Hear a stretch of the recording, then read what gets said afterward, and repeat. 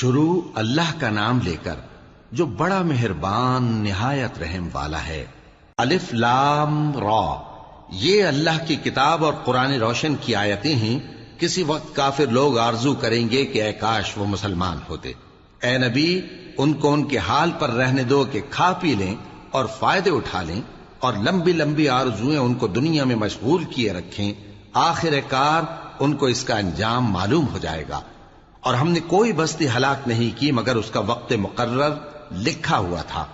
کوئی امت اپنی مدت مقررہ سے نہ آگے نکل سکتی ہے اور نہ پیچھے رہ سکتی ہے۔ اور کفار کہتے ہیں کہ اے شخص جس پر نصیحت کی کتاب نازل ہوئی ہے، تو دیوانہ ہے۔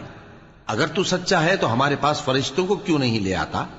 کہہ دو ہم فرشتوں کو نازل نہیں کیا کرتے مگر حق کے ساتھ، اور اس وقت ان کو مہلت نہیں ملے گی۔ بے شک یہ کتاب نصیحت ہم ہی نے اتاری ہے، اور یقیناً ہم اس کے نگہبان ہیں۔ اور ہم نے تم سے پہلے کے مختلف گروہوں میں بھی پیغمبر بھیجے تھے، اور ان کے پاس کوئی پیغمبر نہیں آتا تھا مگر وہ اس کے ساتھ ہنسی کرتے تھے۔ اسی طرح ہم اس گستاخی کو گناہگاروں کے دلوں میں ڈالے رکھتے ہیں، سو وہ اس پر ایمان نہیں لاتے۔ اور پہلے لوگوں کی روش بھی یہی رہی ہے۔ اور اگر ہم آسمان کا کوئی دروازہ ان پر کھول دیں اور وہ اس میں چڑھنے بھی لگیں تو بھی وہ یہی کہیں کہ ہماری آنکھیں باندھ دی گئی ہیں، بلکہ ہم پر جادو کر دیا گیا ہے۔ اور ہم نے آسمان میں برج بنائے ہیں اور دیکھنے والوں کے لیے اس کو سجا دیا ہے، اور ہر شیطان مردود سے اسے محفوظ کر دیا ہے۔ ہاں، اگر کوئی چوری سے سننا چاہے تو ایک روشن انگارہ اس کے پیچھے لپکتا ہے۔ اور زمین کو ہم نے پھیلایا اور اس میں پہاڑ بنا کر رکھ دیے، اور اس میں ہر ایک چیز اندازے سے اگائی۔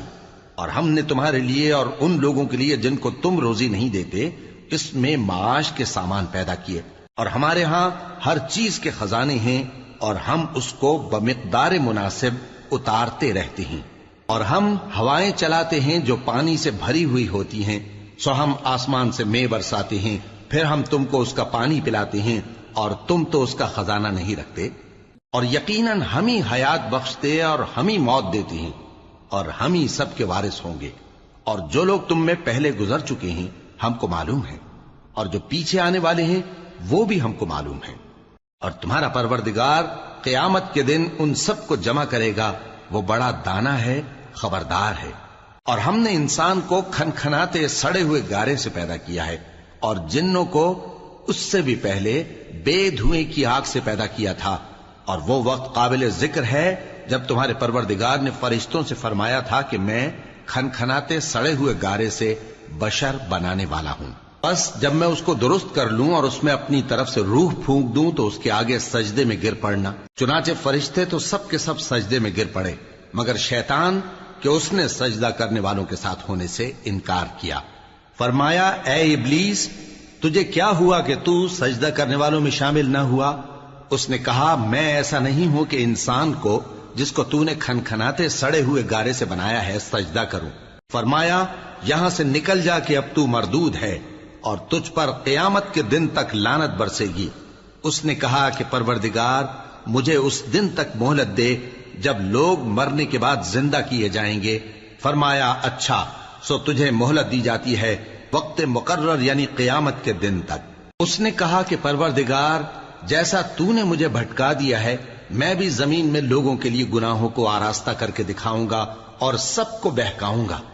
ہاں، ان میں جو تیرے خاص بندے ہیں ان پر میرا قابو چلنا مشکل ہے۔ فرمایا کہ مجھ تک پہنچنے کا یہی سیدھا رستہ ہے، جو میرے خاص بندے ہیں ان پر تجھے کچھ قدرت نہیں کہ ان کو گناہ میں ڈال سکے۔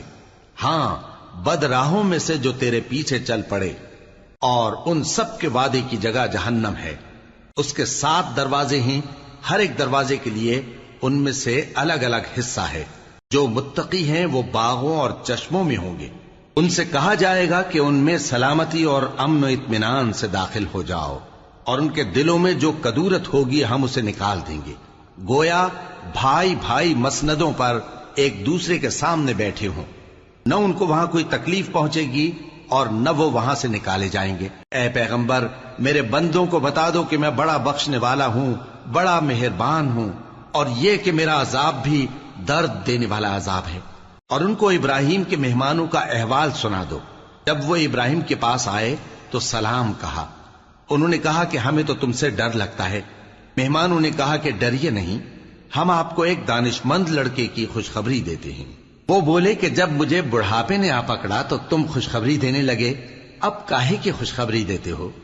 انہوں نے کہا کہ ہم آپ کو سچی خوشخبری دیتے ہیں، سو آپ مایوس نہ ہوں۔ ابراہیم نے کہا کہ اللہ کی رحمت سے مایوس ہونا تو گمراہوں کا کام ہے۔ پھر کہنے لگے کہ فرشتوں، تمہارا اصل کام کیا ہے؟ انہوں نے کہا کہ ہم ایک گناہگار قوم کی طرف بھیجے گئے ہیں کہ اس کو عذاب کریں، مگر لوط کے گھر والے کہ ان سب کو ہم بچا لیں گے، البتہ ان کی بیوی کہ اس کے لیے ہم نے ٹھہرا دیا ہے کہ وہ پیچھے رہ جائے گی۔ پھر جب فرشتے لوط کے گھر آئے تو انہوں نے کہا کہ تم تو ناآشنا سے لوگ ہو۔ وہ بولے کہ نہیں، بلکہ ہم آپ کے پاس وہ چیز لے کر آئے ہیں جس میں لوگ شک کرتے تھے، اور ہم آپ کے پاس یقینی بات لے کر آئے ہیں اور ہم سچ کہتے ہیں۔